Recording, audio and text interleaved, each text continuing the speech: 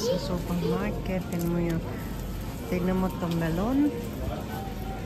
Is €2.09. Tapos ang pakwan niya ay 199 ang kilograms. Ay, kilograms! Ang mahal naman. Sobra. Yan, madami ditong ubas. Ubas. 69 ang kiwi. Kiwi. Yellow kiwi. Kiwi gold. 99 cents isa. My God. €1. €1.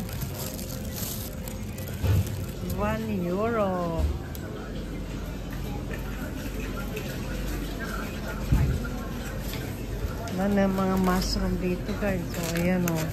Saturday ngayon kaya panic buying na naman ang mga tao. Ganyan dito. Bukas Sunday. Tapos so ayan, kamatis. Ang dami cherry tomato o. So ito naman guys yung mga ayan mga pakwan na nasa box na siya. Parang gusto kong kumain ng pinya. Ayan, pinya. Bili kaya ako ng pinya. Si pineapple, €2. Ananas, linda. Ayan.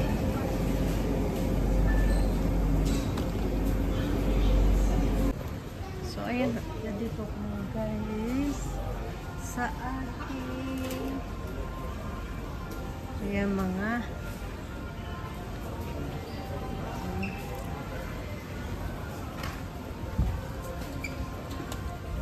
Tignan mo na dito mga gamit ng bahay. Kasi mga gulong ng bisikleta. Ito ngayon yung mga first aids. Ang mahal pala ng first aid. Ito first aids para sa kotse. €13. Nako, ayan nak, diba? Ang dami kong dala nito, nung umuwi ako last time. Ayan tignan mo magkano isa niya, €5.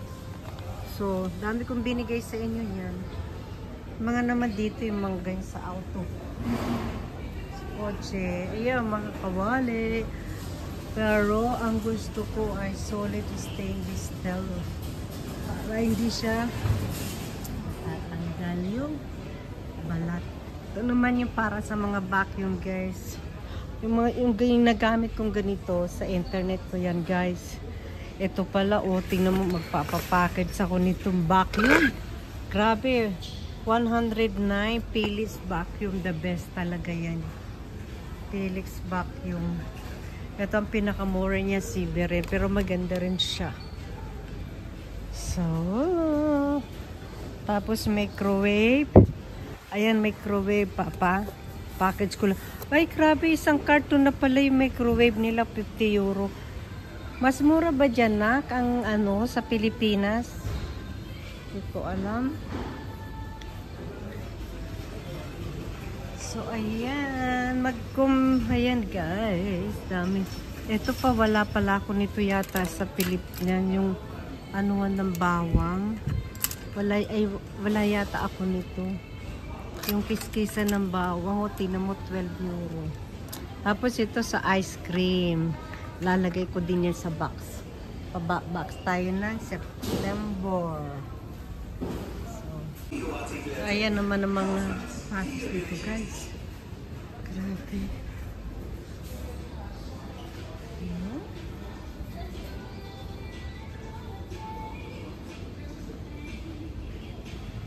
Tingnan nyo ang lalaki ng mga brand ng mga European. Tingnan mo lalaki. Grabe. Kaya ako bumili ng bra, wala magkasya sa akin dito. Kasi ang lalaki ng mga bra nila, wala akong size dito. Ito kagaya na 75B. Ako 70A. 70A lang daw. Kita mo ang mamahal, €20 to. Laki naman yan. Dahil sa Pilipinas ako guys bumibili kasi mas mura doon. Mga stock. Ayan, tingnan nyo yung mga tinapay dito. Ito mga fresh yung bread.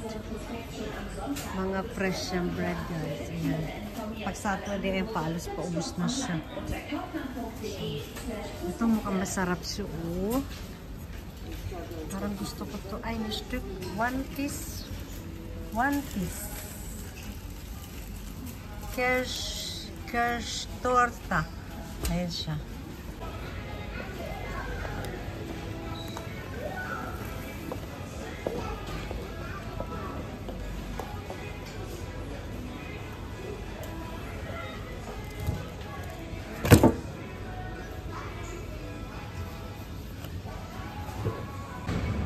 Ayan guys, tignan mo. Pagka yung mga wala nang laman na yan dyan, nagkakaubusan yan. Kasi mura siya. Tapos, yung mga ganyan na pulang, makikita yung mga ganyang red na tag, ay, ibig sabihin yan, special offer yun nila yan. Mura, sinisale nila yan dahil kasi, tingnan mo, sale nila yan kasi, mag-ano na siya, mag-ungultig na siya. Ano ba ang tawag ng ungultig? Mag-expire na siya guys. Kaya mga pulaang mga nakatag dyan. Ito guys, ito guys, sarap dito. Turkey na keso. Ang sarap-sarap niya. Kaso tingnan mo naman. So, ano nila yan guys? Sale nila po €9.50. Bale, ilang kilo to? Oh.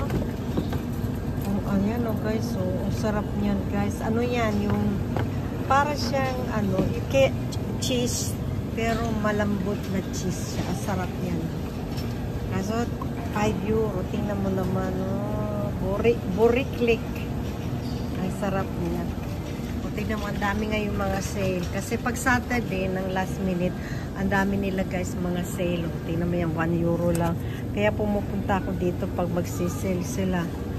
Kasi €1 lang siya guys. So, yung mga ganito €1. Pagka mga pulang pag na ganyan, sale yan. Pero pag hindi ito nag-sale, mahal siya. Ayan, kami, Paradise Food kami. Tingnan mo kami, oh. Yung haribo nila, oh. Ang ganyan. Gumibera. Tingnan mo yung mga gumibera nila, oh. Dami. Yan, gumibera. Ulian kita niyan kami.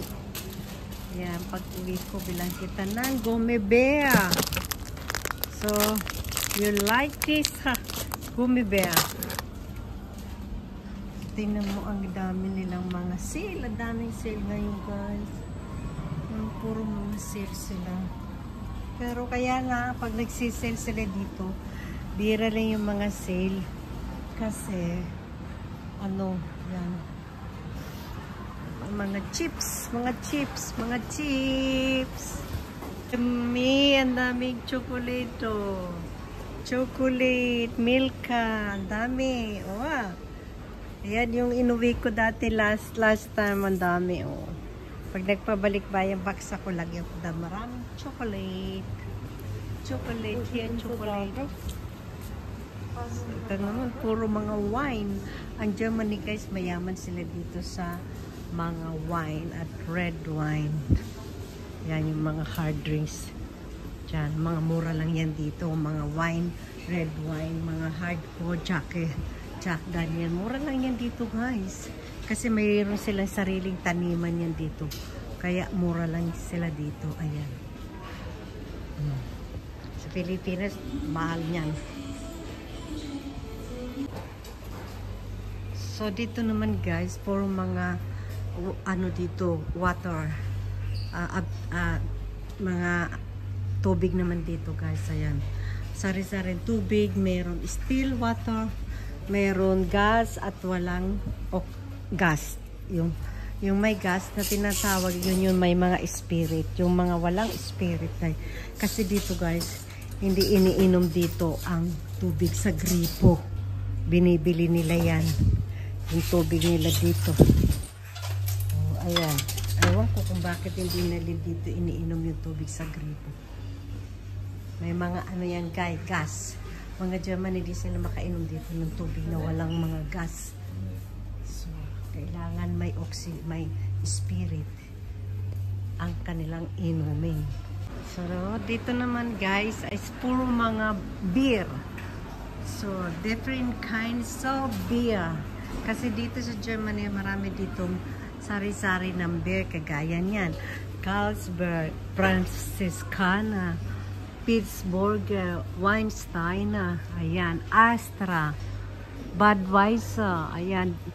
So, iba-iba dito ng mga beer, mga ano ng beer. Hindi kagaya sa atin, San Miguel beer lang talaga, Red Horse.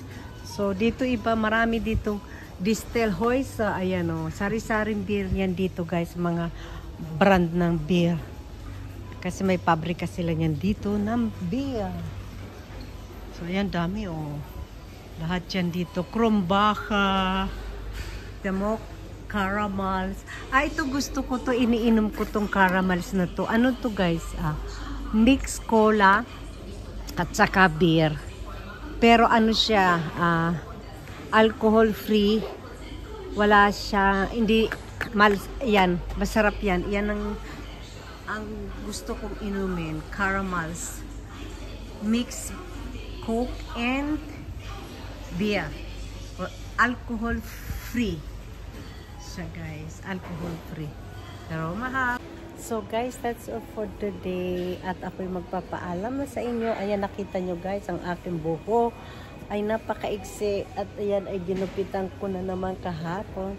So guys, thank you for watching. And hopefully, nag-i-enjoy kayo guys sa aking vlog. Happy weekend. Bye!